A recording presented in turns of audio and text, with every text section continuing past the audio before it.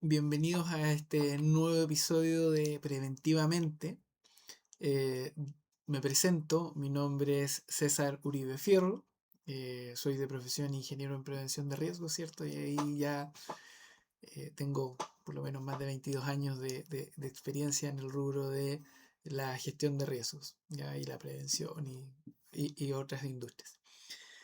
Les doy la bienvenida a este nuevo episodio. Esta vez vamos a hablar de las emociones y de los sentimientos, ¿ya? Y cómo afectan estos al modelo preventivamente y cómo nos afectan a nosotros. Vamos a tratar de entenderlos. Agradecer, estoy muy contento, ¿cierto? Ya llevamos en el canal cerca de 700 reproducciones asociadas a este último contenido del modelo. Espero que les haya hecho sentido, espero que estén comprendiendo las funciones del modelo y dónde se está apuntando con esto, ¿ya? Creo que es un camino muy interesante que podemos recorrer juntos, ¿cierto? Y que nos va a ayudar a ir comprendiendo cómo avanza la seguridad y cuál es el salto que podemos dar o el siguiente salto. Vamos a hacer un repaso del modelo preventivamente. Recuerden que definimos esta estructura en función de que tenemos las estructuras neuronales, que son el soporte biológico del modelo. Están los pensamientos, ¿cierto? Que regulan eh, lo que nos sucede, regulan lo que nos pasa, ¿cierto? Están, eh, o- y estos pensamientos definen nuestras estructuras neuronales. Están las emociones y los sentimientos que se ven influenciados por eh, los pensamientos, y a la vez estas emociones y sentimientos, como vamos a ver hoy día en el capítulo, definen y moldean las conductas. Y por supuesto, las conductas definen el resultado o el desempeño que tengo en el desarrollo de lo que quiera implementar. En este caso, la gestión de riesgos, ¿ya? Entonces, ese es el modelo preventivamente. Vamos a ver hoy día en este episodio y nos vamos a enfocar fuerte en entender qué es una emoción y qué es un pensamiento, ¿ya? Vamos a tratar de responder tres preguntas. ¿Qué son los sentimientos? ¿Qué son las emociones? ¿Y por qué son importantes?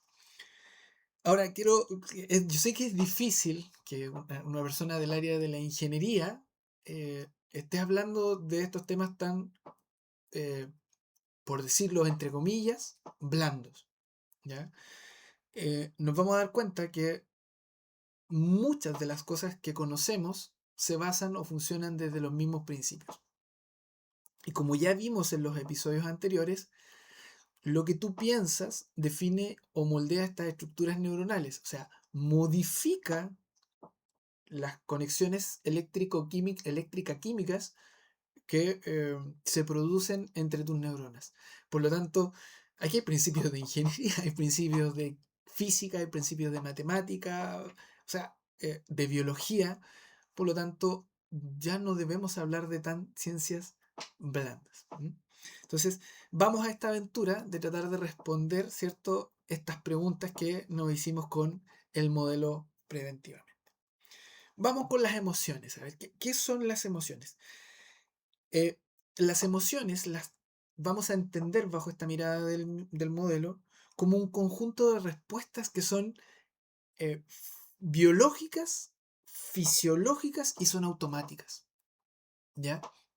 Una respuesta eh, es, suceden y se activan muy rápido y no hay un proceso de reflexión consciente. O sea, y están desarrolladas principalmente estas emociones para defendernos, para eh, mantener, ¿cierto?, la vida del punto de vista de una amenaza externa o puede ser también de un recuerdo interno, ¿ya? ¿Qué característica tienen las emociones? Son visibles. Tú puedes ver las emociones de una persona, puedes ver las emociones del otro, reflejan algo, son visibles, están presentes a la vista de las personas, ¿ya? Las emociones se generan estructuras neuronales que vimos anteriormente, ¿cierto? Eh, como el sistema límbico, como el hipotálamo y la amígdala. Estos son los centros de regulación de las emociones, ¿ya? Y estas emociones involucran aspectos físicos, sudoración, ritmo cardíaco, liberación de hormonas. ¿Se acuerdan de algunas hormonas que vimos como la adrenalina y el cortisol que nos preparan para defendernos o para huir? Eso son, o estas son generadas por las emociones, ¿ya? Las emociones surgen como un mecanismo de adaptación y supervivencia. O sea, cuando un organismo quiere sobrevivir, genera emociones. Porque no te sirve pensar, te sirve actuar, ¿ya? Te sirve generar acciones. O sea, la emoción genera movimiento, ¿ya? Entonces, eh, y esto sucede cuando o estás en peligro o cuando tú percibes un peligro. ¿Ok?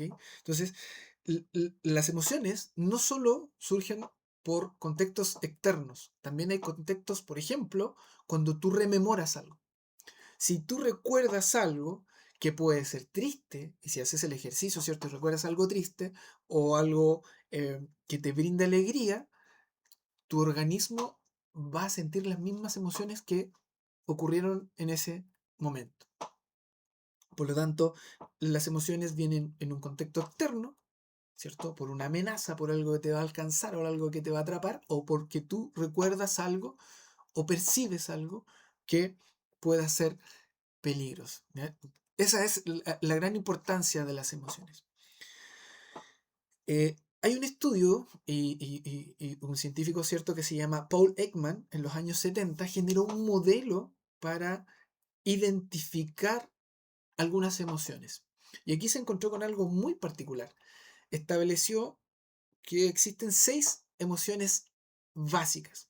Y esto es súper interesante porque las emociones básicas que él detectó son independientes de la cultura a la cual tú pertenezcas, al idioma que tengas, ¿cierto? O al continente que pertenezcas.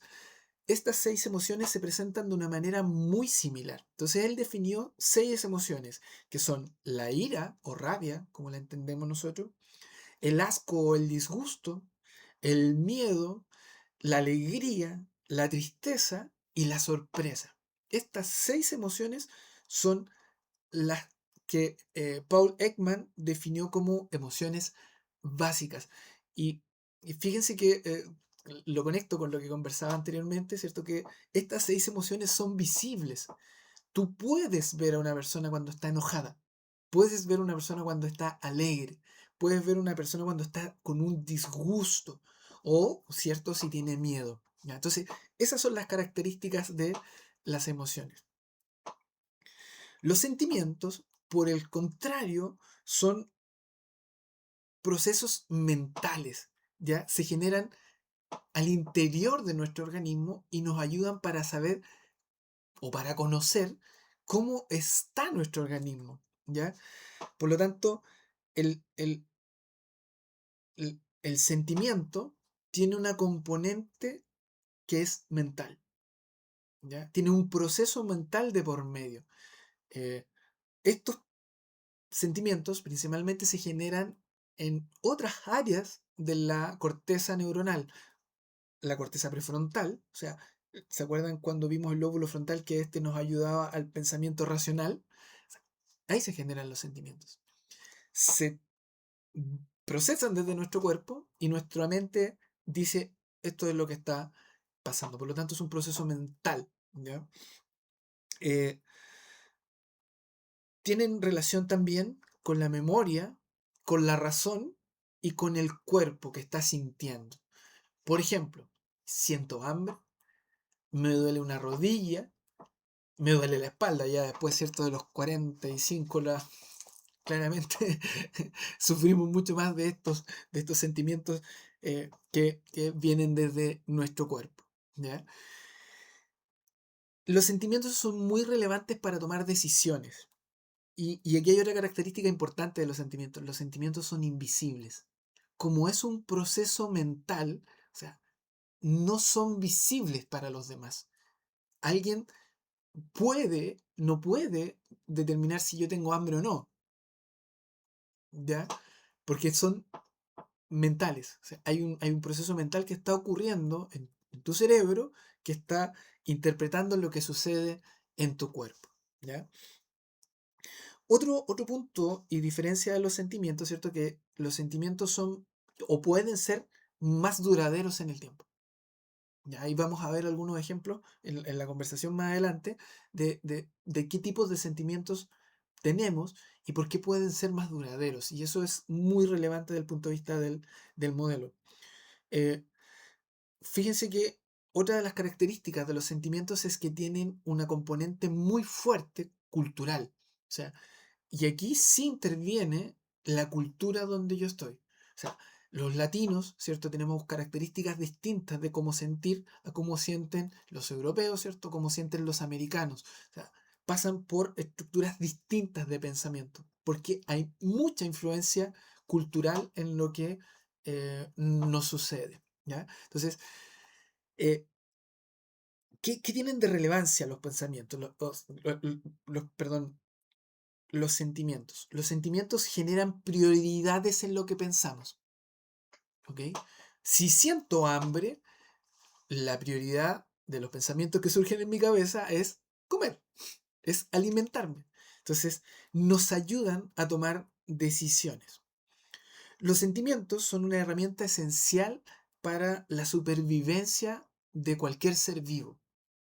¿Ya? Eh, Y aquí aparece un término que los sentimientos ayudan, o son sentimientos homeostáticos, nos ayudan a mantener la homeostasis del ser vivo o del organismo. Y aquí vamos a definir qué es la homeostasis, porque he conversado atrás y he usado el término y me interesaría que los conozcamos, ¿cierto? La homeostasis es la capacidad de los seres vivos para mantener las condiciones del medio interno relativamente constantes en función de lo que ocurre con el medio externo.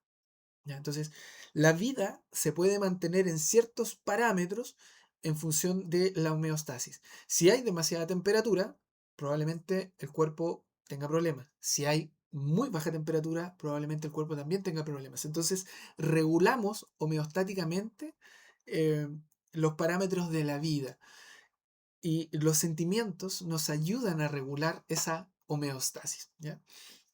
Y aquí hay un tema que está asociado a la estabilidad dinámica que tiene un organismo, que es distinto, un poquitito distinto al concepto de la autopoiesis que tiene Humberto Maturana y Francisco Varela, ¿cierto? Que la autopoiesis es la generación de lo vivo, que es la autogeneración de del ser vivo, de los organismos vivos. Esa es una característica de la vida, ¿ya? Entonces, eh, esa es la homeostasis y los sentimientos tienen una función muy relevante para poder mantener esa homeostasis en equilibrio. Bueno, veamos algunos ejemplos de sentimientos que ustedes puedan ir caracterizando. Están los sentimientos de placer, la felicidad, el entusiasmo, la satisfacción, la gratitud, la dicha, el deleite, la inspiración. Fíjense que todo esto son procesos mentales. O sea, ¿qué quiere decir esto? Que la felicidad es un proceso mental. Si tú eres feliz o no eres feliz, depende de tus procesos mentales. ¿Ya? ¿Se acuerdan que vimos ese estudio? 50% genético, 40% actitud, 10% circunstancia. Entonces, el sentimiento de felicidad es un proceso mental. ¿Ya? Están los sentimientos afectivos, el amor, la empatía, la compasión, la confianza, ¿cierto? Son también mentales. Están los sentimientos de tristeza y sufrimiento, cuando sufro, cuando me duele el cuerpo, cuando me duele la guata, cuando tengo melancolía, tengo nostalgia, cuando siento soledad, ¿cierto? Cuando estoy frustrado. También son procesos mentales que están asociados a llevar esta homeostasis. O sea, los sentimientos te dicen cómo está tu cuerpo en relación a tus circunstancias de vida. ¿Ya? Entonces, por eso son muy relevantes. Están también los sentimientos vinculados al temor, la ansiedad, la angustia, la incertidumbre, la preocupación, ¿cierto? Y tenemos otros sentimientos que son sentimientos sociales y morales. La culpa, la vergüenza, el orgullo, la envidia, los celos. O sea, se dan cuenta que generalmente confundimos lo que es una emoción referente a un sentimiento. Por eso que era importante conversarlo y por eso que es importante para el modelo. ¿Ya? Aquí hay un ejemplo de lo que generó Robert Plutchik que se llama esta rueda de las emociones. ¿Ya? Fíjense que es muy interesante porque lo que planteó él es que tenía esta figura y que cada emoción deriva o puede derivar, ¿cierto?, en distintos contextos de sentimientos. O sea, eh, se pueden ir transformando y están una al lado de otras porque pueden ir generando instancias de, no sé, por ejemplo, el terror, el miedo genera el temor. eh, la, la furia, ¿cierto? Genera la ira y genera el enojo. La furia puede estar relacionada con el odio. O sea, esta rueda de las emociones es una manera muy práctica de presentar todo este mundo de las emociones y eh, de las emociones y los sentimientos. ¿Ya? Entonces, eso es. ¿Cuál es la importancia? Vamos a la tercera pregunta, porque ya definimos que era una emoción, definimos que era un sentimiento, vamos a ver cuál es la importancia de esto. Los sentimientos y las emociones son importantes porque nos preparan o preparan al individuo, ¿cierto?, a una respuesta conductual. ¿Ya? Y esto es clave dentro de la gestión de riesgos, ¿ya? Como la hemos entendido. Entonces, estas respuestas conductuales dependen del mundo externo y dependen del mundo interno, ¿ya? Entonces, con esto nos queda claro que las emociones y los sentimientos generan las conductas. Y esa es la relevancia, y perdonen que suene así de simple, pero fíjense que clara queda la línea y la estructura de lo que podemos ir desarrollando. ¿Mm? Entonces, vamos a hacer un resumen de lo que hemos visto ahora, para poder ir entendiendo el modelo. Eh, las emociones son respuestas automáticas y son visibles. ¿Ya? Hay 6 emociones básicas. ¿Ya? Los sentimientos, por el contrario, son procesos mentales, ¿ya? Y son internos al individuo. Por lo tanto, eh, es más difícil verlos. Lo que yo puedo ver de una persona son sus emociones. Cuando está enojada, ¿cierto? Cuando está alegre, eh, cuando tiene miedo. Pero no puedo ver si la persona tiene felicidad interna. No puedo saber si tiene hambre. No puedo saber si tiene sed. ¿Ya? Esa es la relevancia.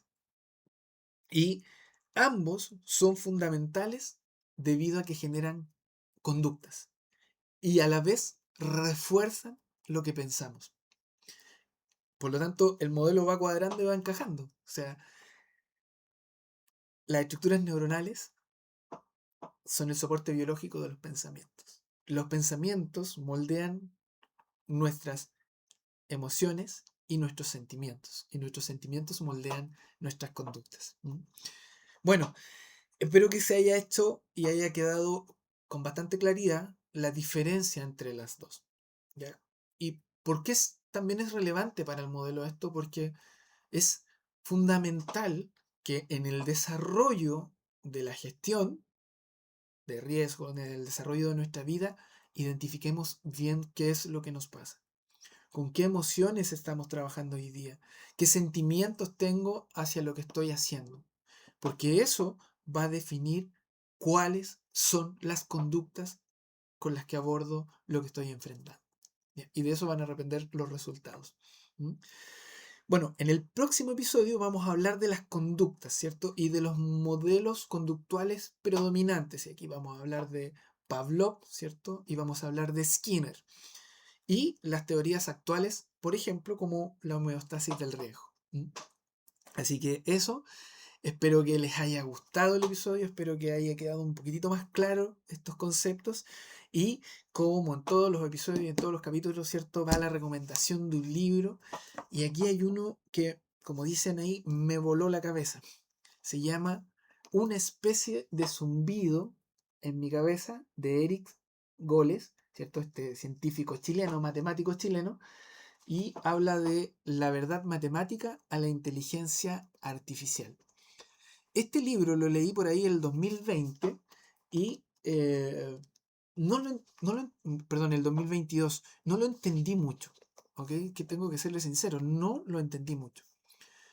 Y lo volví a leer este año y ya más con mayor conocimiento referente a la neurociencia, con mayor conocimiento referente a las matemáticas, pude profundizar y pude valorar mucho más su lectura.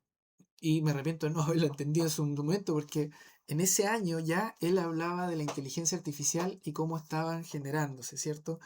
Qué es lo que es la inteligencia normal, qué es lo que es la matemática booleana, la teoría de la completitud. Esto es una teoría matemática puta, que uno queda así como ¡pum! Porque dice que eh, todos pensaban que la matemática iba a ser el lenguaje universal que iba a utilizar la humanidad. Pero la teoría de la completitud implica que mm, los números no pueden salirse del sistema. O sea, no puedes tener una mirada desde afuera del sistema porque estás abordándolo con las reglas del propio sistema. Y eso es un poco lo que le pasa a la inteligencia artificial, que se basa en estos números, en cero y unos. No puede salirse de ese modelo, por lo tanto, va a ser muy difícil que supere a la inteligencia humana, porque la inteligencia humana sí tiene la capacidad de salirse de esa frontera. ¿Ya? ¿Qué más habla este libro? Que es maravilloso, los números primos, la máquina de Turing, ¿cierto? El primer computador asociado a Alan Turing. Y ahí ustedes pueden buscar en internet por qué Apple tiene esta manzana mordida, ¿cierto? Está asociado a Alan Turing. Y por supuesto, habla de la inteligencia artificial, que hoy día está muy en boga, todos hablan de ella, pero muy pocos conocen realmente de dónde viene. Entonces, aquí habla ya en los años 60 cuando se había inventado el perceptrón, que se parece a lo de los Marvel, pero el perceptrón es la neurona artificial. ¿Ya? Entonces, y de las funciones de la neurona artificial y cómo se pueden utilizar. Así que lo recomiendo. Una especie de zumbido en la cabeza, ¿cierto? De la verdad matemática a la inteligencia artificial. Así que eso es todo. Espero que les haya gustado el episodio. Nos vemos en el siguiente episodio donde vamos a hablar de las conductas. Que estén muy bien, se cuidan. Chao.